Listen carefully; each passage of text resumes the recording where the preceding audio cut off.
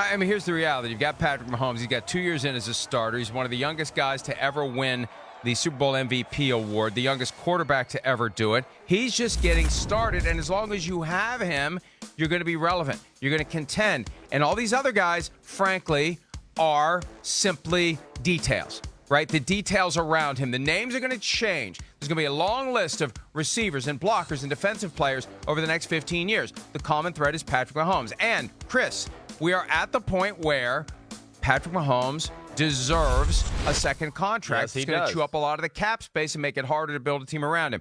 Here is Mahomes from Monday. He was asked at his press conference day after the Super Bowl, how much of a priority is a new contract for you before the 2020 season begins? Here's what Mahomes had to say. To me, that's stuff that's handled with other people. Obviously, I want to be in Kansas City for a long time. I understand that. I also want to win a lot of football games here. And so for me, it's kind of letting that stuff handle itself. I'm in a great organization. I have a great team of guys working for me, guys and girls. And so for me, it's about trusting those people, finding the best way to do it in order to have the best team around me, and getting that done whenever the time is right. Oh, no, Patrick, don't go down that best team around me path. Don't do it. Look. It's their job to manage the salary cap, not yours. Take the Peyton Manning approach here, right? It took Peyton Manning 8 years to win a Super Bowl, but early in his career, they didn't win one, right? You got your Super Bowl. You put that in your back pocket. Now go get paid, and get paid as much as you can. I mean, look, Chris, they can reload every year in the draft with young, cheap guys, and they are uniquely situated to do it. You mentioned Andy Reid has an eye for offensive talent. They have found people at every position in the draft, more so on the offensive side of the ball, especially at receiver. They know how to go out and get guys cheap. You pay Patrick Mahomes what he is worth, and he is worth everything, and then you build a team around him. I don't like it when I hear the player talk about having the team around him. Look, I'm not saying he should insist on 100% of the salary cap, but he still should insist on more than anyone else gets, and it's up to the Chiefs to put the team around him. Yeah, it is. You're right. There's no doubt about that. Now, hey, maybe if Peyton Manning took a little less, he would have got a Super Bowl before his 8th year. Whoa. But here's the thing. He still had great players around him. He did. He had great players around him. There's other reasons why it took that long to get a Super Bowl. My point is, they always found a way in Indy to have great players around him, and they'll find a way in Kansas City to have great players around Patrick Mahomes. They found a right formula. There is. I'm just trying to say that also, though, it is in the DNA. I think it was in me. Okay, I know there's other quarterbacks out there. I think it is in Patrick Mahomes' DNA a little bit to do something team-friendly. I do. I see that in him. Again, I always get into the argument, I understand, $42 million a year or something like that. That's what he's worth. He should probably ask for some sort of number like that. But if he got $38 million a year, okay, it's not going to change his life either. But it might change his life in the fact that he wins another Super Bowl or two just because of it. So I do think there's a balance there. As a leader of the team, you're the quarterback. You're being paid the most anyways, no matter what. I mean, come on. Jimmy Garoppolo's not the best player on the 49ers, and he's making the most money on the team. So I do think, again, I know I personally, that's what I want to say, Mike. I personally would take a little less for a team that traded up for me in the first round.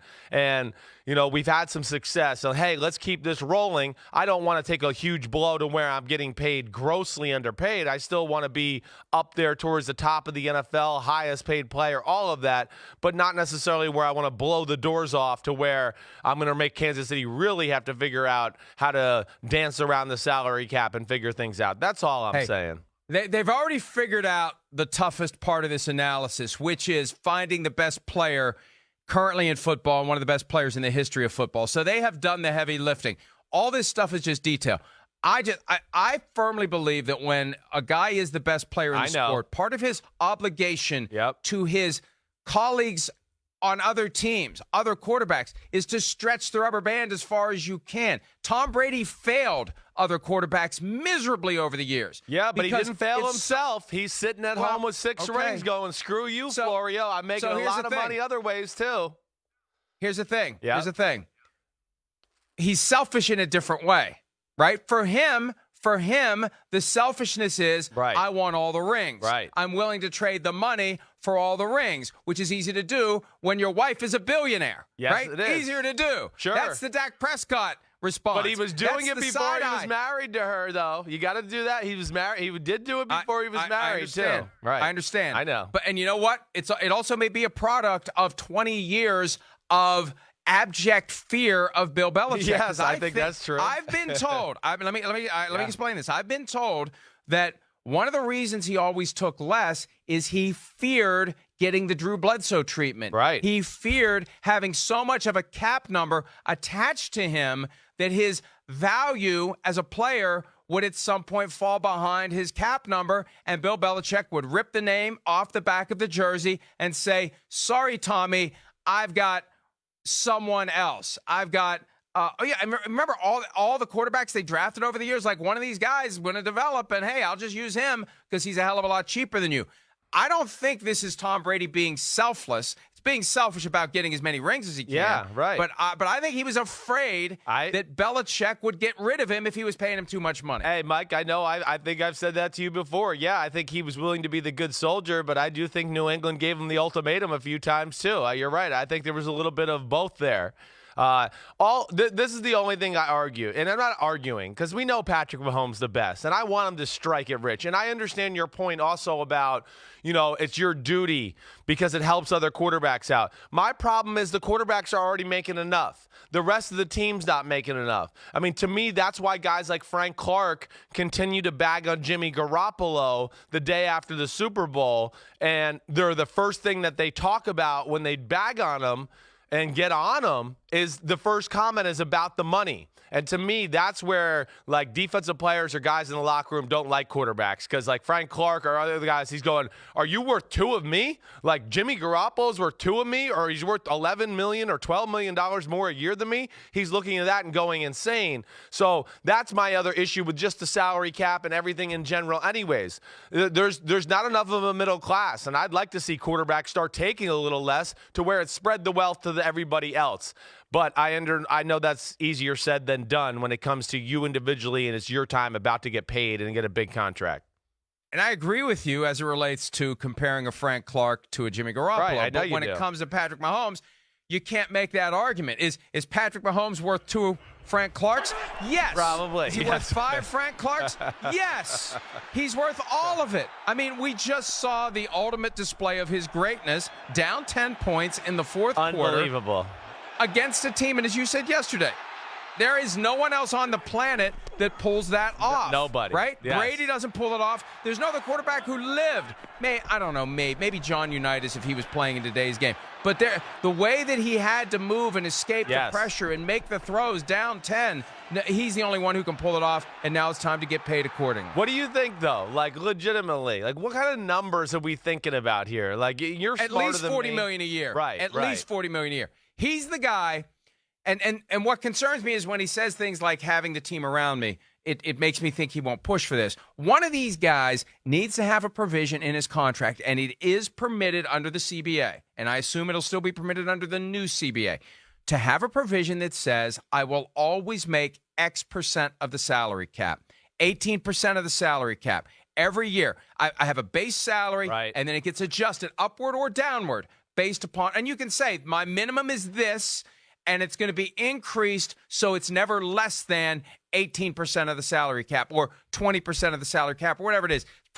You probably cross the line into this little piggy ate all the roast beef if you go to 20. Yes, I think 18 is a fair maximum. Yes. But as this cap keeps going up and up and up, that's the protection you need. That's why I think the Chiefs are screwing this up, Chris. You sign him now. Yeah, get it Sign done. him today. I know. Do not wait because it's going to go up. It's never going to be cheaper than it is to sign him right now. Yeah, I agreed with that. Yeah, I mean, you feel like you could get him for the low just in general right now to a degree where he'd just be happy to get something, substantial.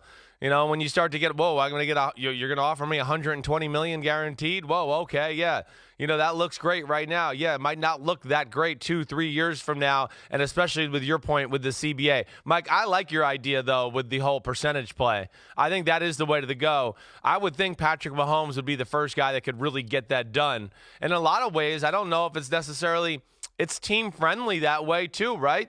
I mean, you kind of go, okay, here it is, 18%. We know what he's getting every year compared to this. You don't have to worry about, renegotiating an unhappy player, throwing out bigger, guarantees again to re-up the contract, things like that. I wonder if it'll ever happen or anytime here in the recent future. The guy most likely to do it, the owner most likely to agree to that arrangement, is David Tepper of the Panthers, based upon how he's blown the curve for Coach Matt Rule. Yeah, sure. Because here's the problem. And there's not supposed to be collusion, but there is. And the management council, which runs the league, hates the idea of tying player pay to percentage of the salary cap, so no one has done it. And Clark Hunt would have to go against the will of the management council. He may be on it as far as I know. It changes all the time. But you put yourself in an awkward spot where when you show up for the league meeting in March and your business partners aren't happy with you, you can sense it. Right. And that's part of this game that gets played. It keeps the teams in line, and it keeps teams from doing something like what the Chiefs should do with Patrick Mahomes. Fascinating to see how this plays out. It is. And you know what, Chris? I thought of something as you were talking earlier. We got to go, but let me just say this. This is the time to get him because he's feeling great, right? Do it after the parade tomorrow, right? Everything's great. Everything's positive. He's going to be far less likely to play hardball. If I'm his agent, I'm saying, they want to sign a contract. No, now's not the time to do it. You're too caught up. You're drunk on the euphoria of winning a Super Bowl. This is not the time to make a rational business decision. All the more reason for the Chiefs to try to do it right now if they want to get this guy locked up at the best possible price. Hi, I'm Mike Tirico, and thanks for watching. Make sure to hit subscribe for the latest news and highlights from NBC Sports.